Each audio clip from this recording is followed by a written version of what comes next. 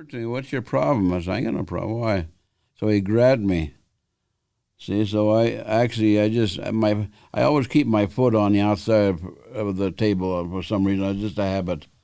Because I tripped him and took his head down and smashed against the table. And the owner just says, Tony, we saw everything. Did you knock him out? Yeah. Yeah. Did the police come? Yeah, they came. And how old were you when you did that? Oh, that was just 4 or 5 years ago. Yeah.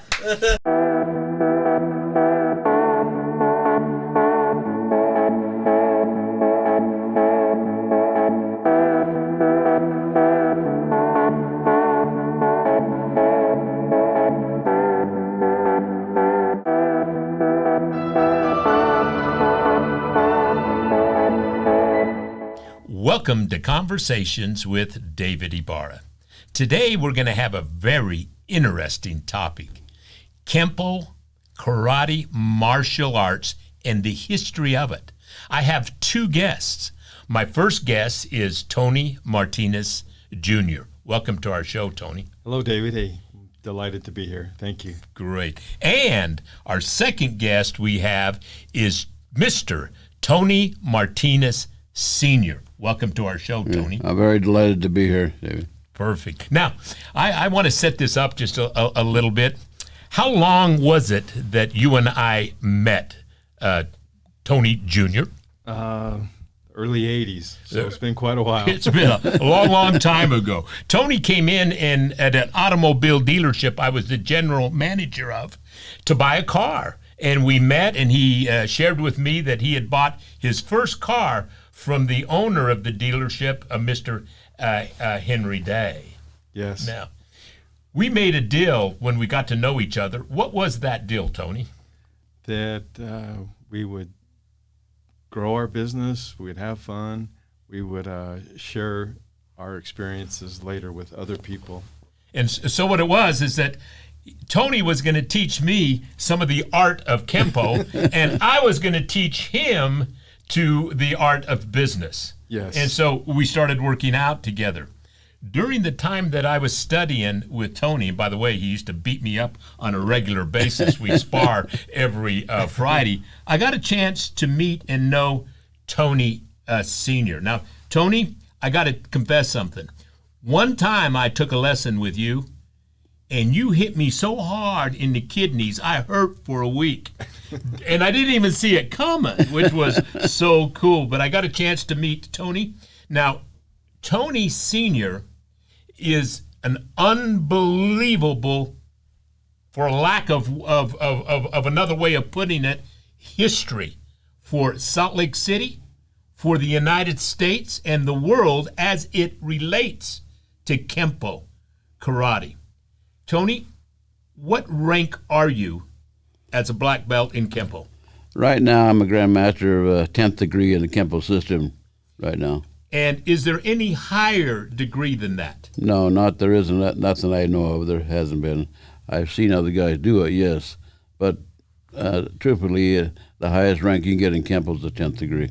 10th degree. Yeah. So you started Kempo when? What year did you start Kempo? I started Kempo in 1959 in Salt Lake City. What was it about Kempo that got you introduced to it? Well, the interest I started out real quick. In 1957, I started boxing. Mm-hmm. And up to almost up 50, 59, I had over 40 fights, had 30 by knockouts. I was trained under Montoya Gym. I fought with Elks Club and Kiwanis Club. We used to travel Mexico, Wyoming, and at that one time, a couple of my buddies went downtown on 8th South and State Street. Uh-huh. There was a studio there that says karate. No, I was unaware of it. Uh-huh. And Mills Crenshaw and Mr. Ed Parker happened to be there at that time. We walked in and said hi, and we introduced ourselves. And have you seen karate before? No, I never have. What are you into? I'm into boxing, which I kind of love right now. Yeah. But he says, a couple of the buddies says, Tony gets awfully fast. He can get into you. Okay. We like to prove that to you. I said, okay. Tony, are you willing to do this? Yes, I am willing to try this. So now you're going to spar with Ed Parker? Yeah, just they want me to throw a punch at him. Oh, okay, cool. So I threw a punch at him, but I couldn't believe it how fast they blocked. So they told me in return, says, Tony, I want you to block. Well, I'm going to tell you exactly where I'm going to hit you. Exactly, every time. 3 times, I could not believe it how fast they was. So So did they hit you? Did they hit you each time? Yeah, oh yeah, each time. I just couldn't believe it. It just, I learned a lot over the years, you know, and it's just, I was a firm believer of karate at that time. I went back to my manager.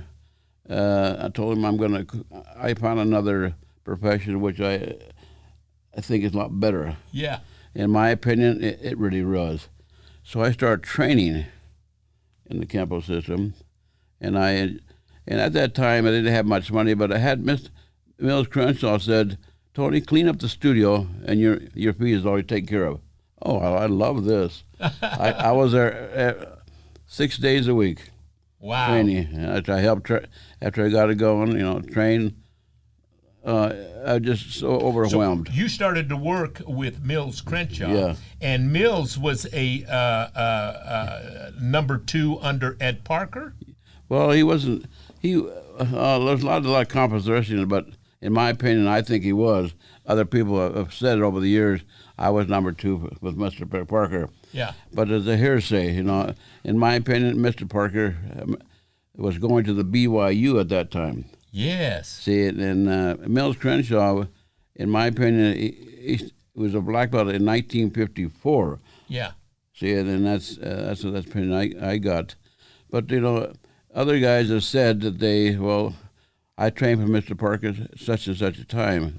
Well, at that time, he was a very high-ranking. Oh yes, here he was. Yes. Of Ed Parker. Let's just talk for a minute about Ed Parker. Okay. Now, and Kempo. Kempo, and correct me, please, if I'm wrong, but Kempo is a blend of different karate styles that that teach somebody how to defend themselves against a modern-day street occurrence. I agree. Would that be right? I agree, totally. But Ed Parker had a certain way where he taught elsewhere in Hawaii and all that. He brought it down to the United States, Americanized it, and into techniques where he felt technique would work. Yes. So I was overwhelmed how much power and speed that he had. And I says, I'd love to get that speed. I says, during the time I was training with him, I says, how do you get all this power, Mr. Parker? I says, in time you will find out. And it took me a long time to understand what he was trying to tell me, but I understand now. It took a while. Now, you studied with Ed Parker and Kempo since the early 60s, late 50s. 59 and 61 there at that time. And Ed Parker went back to Pasadena. Yes, and he went back where the money was. Yeah. California. That's where it was. It spread the art of Kempo. Now, if I'm not mistaken, wasn't Ed Parker also the sensei of someone very famous? Yes. Who was that? Elvis Presley. Elvis Presley. Yeah, he was quite a few movie stars. He was too. Is that right? Yeah, he was. There was a couple of guys there that were bodyguards with Ed, you know, but Ed was actually Elvis Presley's bodyguard. Wow. See, so it was. You wouldn't mess with him. Yeah. And then that's where we started to see where Elvis Presley started to do the routines in his shows. And I remember seeing him in 1972, and he ended with all of it. It was a blend of a dance, a stretch, but it was a kata that he was doing of a Kempo on stage, and he would go through that. So Ed Parker was the sensei of the stars. Correct. Right. And if I'm not mistaken, he was also the sensei, which means sensei means the instructor, the coach, the mentor of the art to an individual. he was also another individual that was quite well known by the name of Chuck Norris. Yes. Would that be right? Yes, right. Now- Chuck Norris, yeah. If you would share with me, how old are you, Mr. Martinez? Let's put this. I was born in 1940. Year of the Dragon with Chuck Norris and Bruce Lee. So Bruce Lee, Chuck Norris, Tony Martinez Sr., Born the same year. born in the same year, Yeah. the year of the dragon. Yeah. They sure got that one right. Yeah, and I'm 83 now.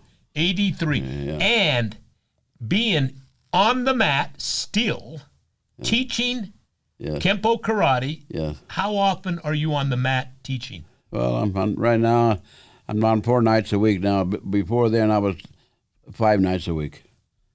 Wow. I was teaching all the time, you know. I had, I was working for, in the beginning, Mills had some personal problems, had financial problems, so he had to close the studio in 1964. So I opened my first school in 1965 myself in 33rd South and Highland Drive there. At that time, I was working for D's restaurants in 26 years, and I had over 125 students at that time. Wow. I couldn't, and I was really doing real good, but they told me you had a choice: either quit the business, your employment, and run your own personal side business. Well, I told them I couldn't do that, so they had to close it. So I worked with them. Well, then I started training at my other house on the basement, you know. So what it was is D's gave you the that you The had to ultimatum, the ultimatum, yeah. the ultimatum, so you had to close your commercial outlet and move to a private location, your home, and start to teach private lessons and group lessons there. Correct. Right. That's when I had my son and top of all the guys trained back there like crazy. Yes, and I'm gonna include Tony here in a minute, but I want to talk about how it is and what age and was Tony Jr. when he got involved. But I want to go back just a minute and talk about the Long Beach Kempo International Tournament in 1964. Yeah. If I'm not mistaken, you entered the competition as a brown belt. Correct. Yes. And you won the competition Yes. against black belts. No, not against black belts. Against brown belts. Just brown belts at that time, yeah. Okay. And And then later in that year became a black belt. Yeah. When I won that tournament in '64, Ed Parker came down to my studio, Mills Crenshaw studio, in '64 and promoted me to a black belt. Right. And I was overwhelmed at what he did. We took the samurai sword, had me kneel. Mr. Parker took my old belt and knocked me out. Ed Parker took the samurai sword, cut my fan and cut his hand. We are now blood brothers. You will possess my powers in yourself. Wow. So that was one of the best things I ever always remember. You know, being knocked out with a pill. But at that time... Now, what do you mean being knocked out? Oh, I fell out, you know. Oh, yeah, right down. I enjoyed it. He hit you? But, yeah, then Mills has a tendency to... He choked you with the belt? Oh, yeah, with my old belt. Oh! Cut around, and knocked down, and I yelled up for about 20 seconds. I was down. He held me up. Ed did something to me, but woke me up right up.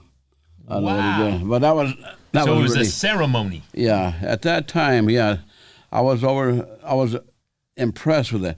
In 1966, let's see, I fought a few other belts, and then Chuck Norris came to the ring, and I was overwhelmed. I was there by myself, and Norris had all these guys all around him. Ed came over and told me, he says, "Tony, what's wrong?" "Well, I'm a little nervous right now." I says, "Don't worry about it." He says, "Just do what you generally do. You know how he fights." "Yeah, I do." So he says, he come up and says, "Okay, do it." Okay, we got in there. Right away, I was nervous. He threw a high kick, and I hesitated. He caught me.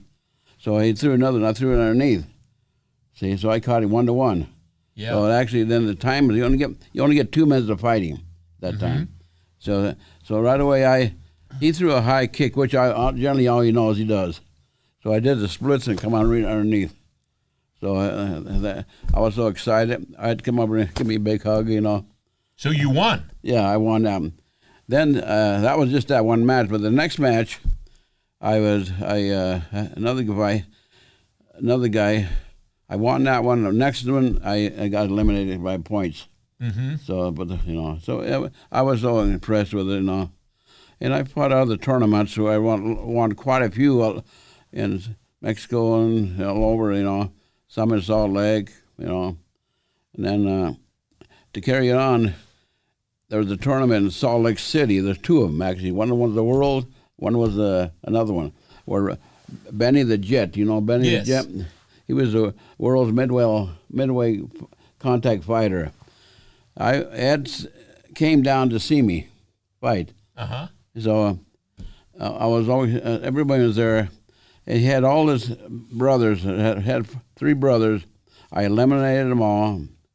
And then Ed says, he comes to me and says, just do your thing, Tony. No, just relax. Yeah, okay. So Benny and I won for the grand champion. So we all got a warning about hitting excessive contact. So I hit him over too hard, so they disqualified me. Ed come up to me and says, you know who won, Tony? Yeah, I think I know who won. He told us, well, you just fought one of the best fighters, So that was over excitement for me. Yeah. My kid, I said, let me tell you, I learned my hands from you.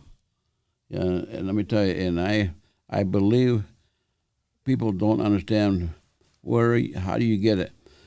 What my opinion is, Ed told me, is a point of origin. That is where the power of speed comes from.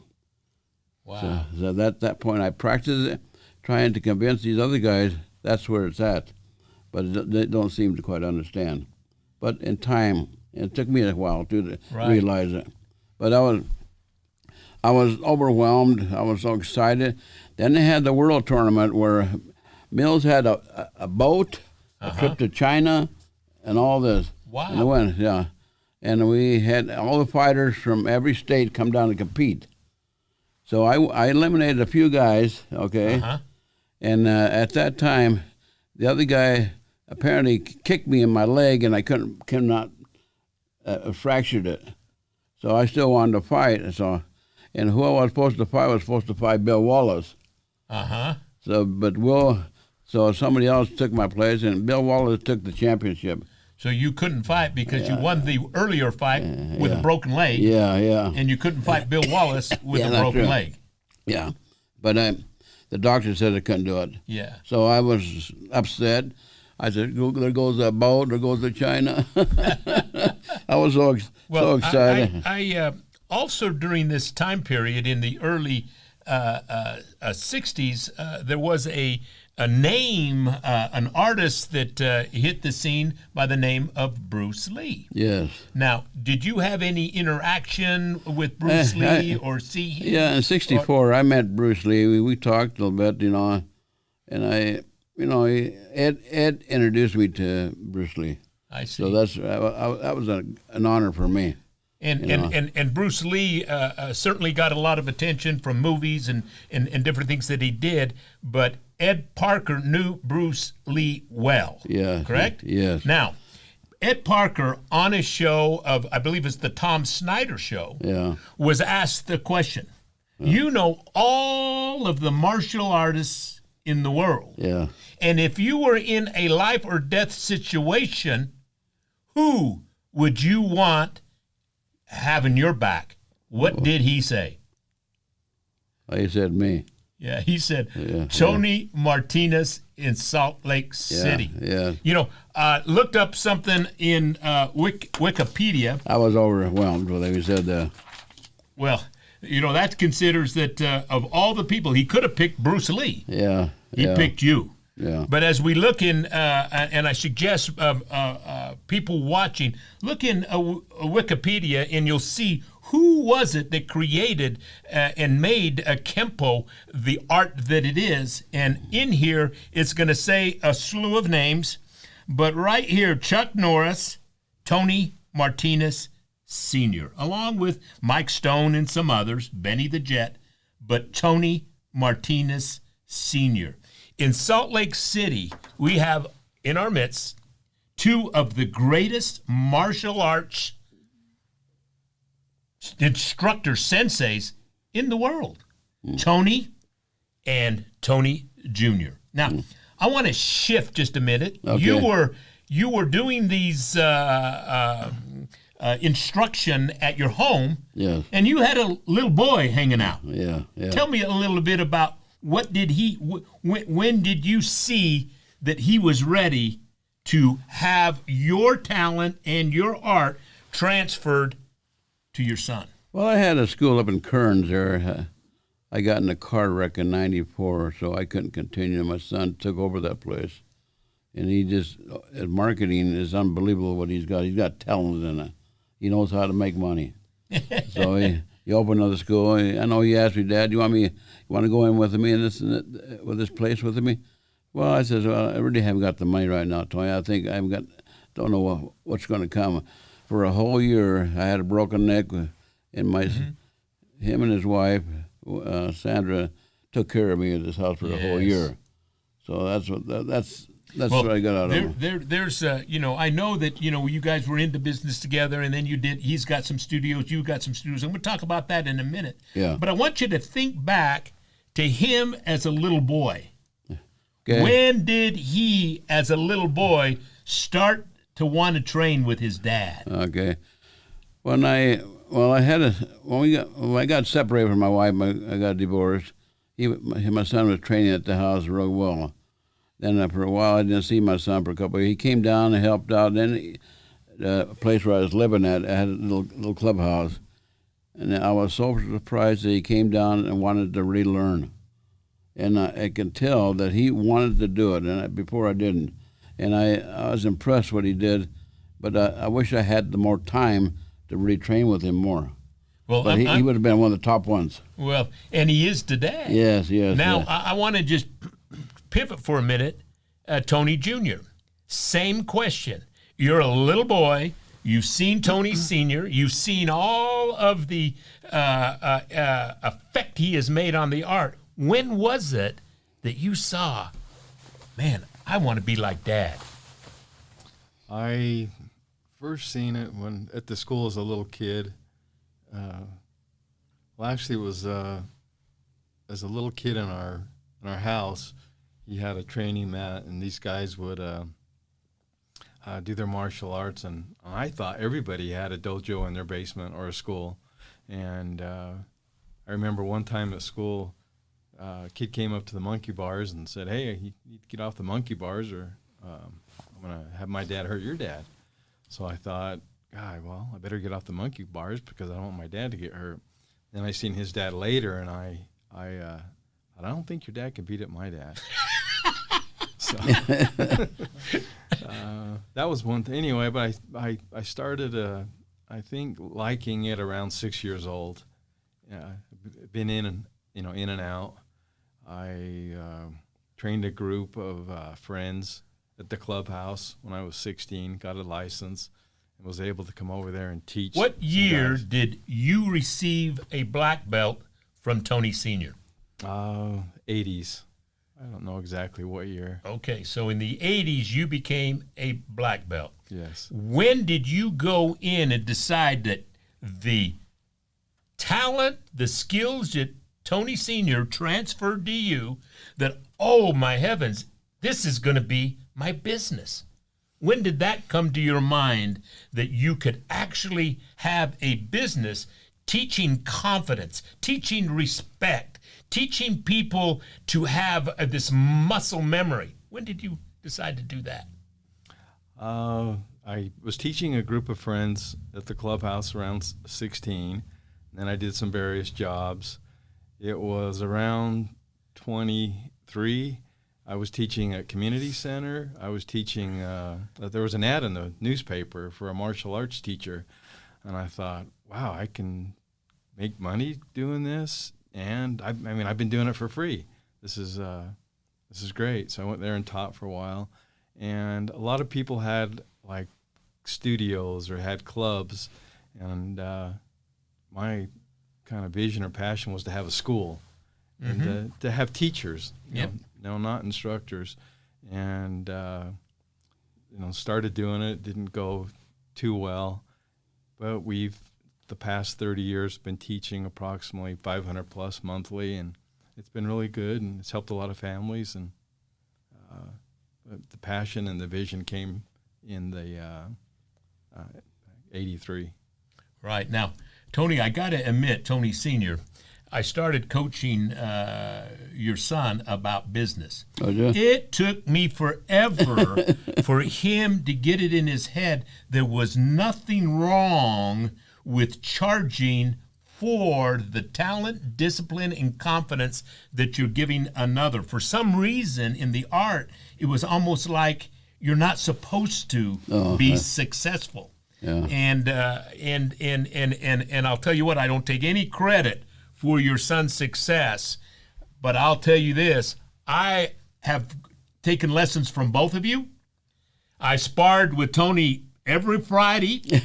I'd show up to work with a busted up lip, a black eye, and finally, I think I got to an age that I couldn't explain why I was always my face was always messed up, and I trained with you 2 times. Holy mackerel! Can you hit? And I never could see it coming, but I can remember getting hit. I didn't fall backwards. I didn't fall to the side. I just crumbled. But at any rate, I wanted to end the program today by making, a comment. In Salt Lake City, we are blessed by having history in Tony Sr. Going all the way back to the beginning with Ed Parker, the development of one of the greatest arts in building confidence, discipline, character, and to teach somebody how to handle anger. Don't have it. This is history right here. Tony Martinez Sr., 10th degree. Now, Tony, his son is going to take on the legacy that you started. Yes. What degree are you?